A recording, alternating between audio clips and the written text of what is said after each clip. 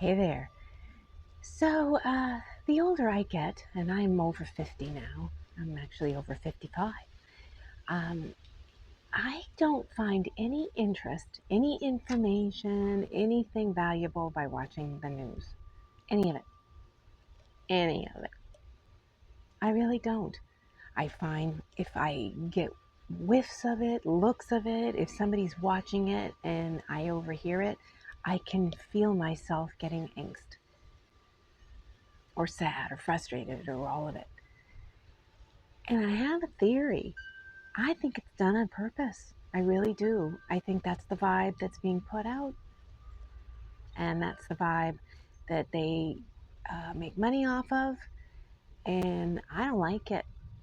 So I like to take responsibility for my mental health and my mood, and if I'm finding myself extra angst because I'm watching the news, then there's a simple way to heal myself. Don't watch it. Now, I understand. Yeah, well, how will I get information? How will I understand what's going on? How will I figure things out? Well, I've been doing this for quite some time, and you can. You look around. I think you look around your environment. You talk to people. You talk to people that you don't agree with. Okay, at least I do. I talk to people that I don't agree with. Is it frustrating? Yes. Is it sometimes? Yes. But if I do it with the intention of learning and growing and healing and finding things out, it's a whole different experience. And I'll give you a suggestion. Uh, like, not a suggestion, I'll say, like, my thing. Just setting out, going into the community, looking in the streets, the city streets, checking things out. You can totally tell about how things are sort of um, going, by looking at people who own stores or go to stores, people who go to restaurants, how restaurants are run, things like that. You can also tell a lot when you get your tax reports and your tax, what you have to pay for taxes, you know. And I think that if we, as a collective, because I do it, but I would love more people who do it, just we talk, you know, and I think maybe community by community, talking and working through and trying to figure things out could actually change and find, well, not only find things out, but change more things than waiting for, you know, the politicians and all of them to get to it. You know what I mean? Now, this may sound like I'm making it, simplifying everything, which I'm not, because I know it's extremely complicated.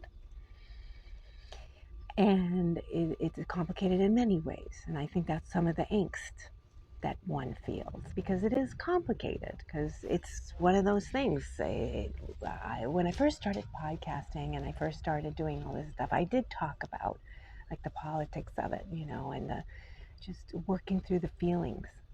Sometimes your candidates win, sometimes your candidates don't, and then it's frustrating, and then you got to spend those years hoping for the best. I actually hope for the best whether I voted for the person or not. And if I haven't, then I have to go to friends and family who voted for the person, and I want to see, what is their spin? What's their take?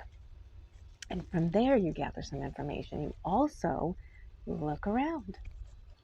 Are things what things have actually changed? But you don't look at the news.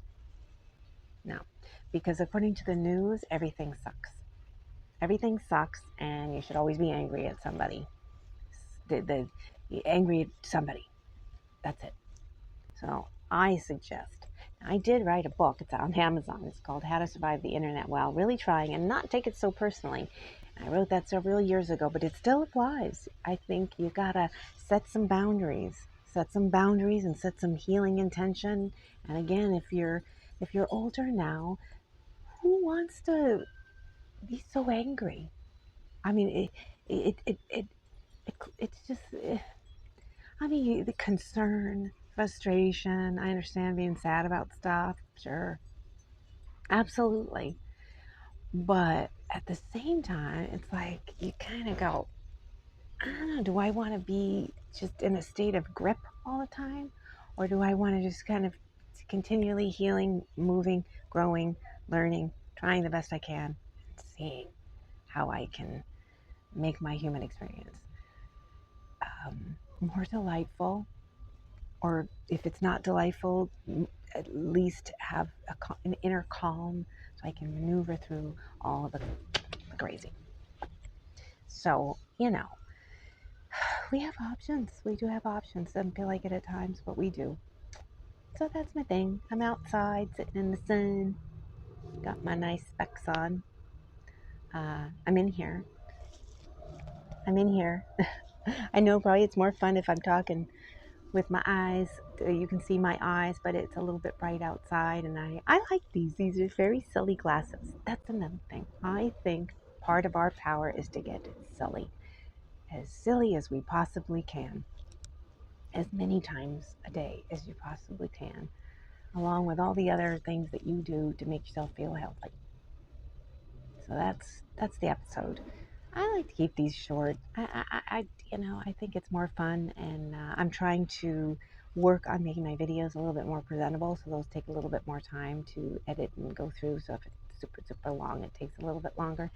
And if you've been watching some of my previous videos and some of my shorts, I'm working on what I want to do. What I want to talk about, how I want to do this whole thing. So I'm still learning there too. So I thank you so much for listening. This is Rebecca, and Rebecca is lit and lippy.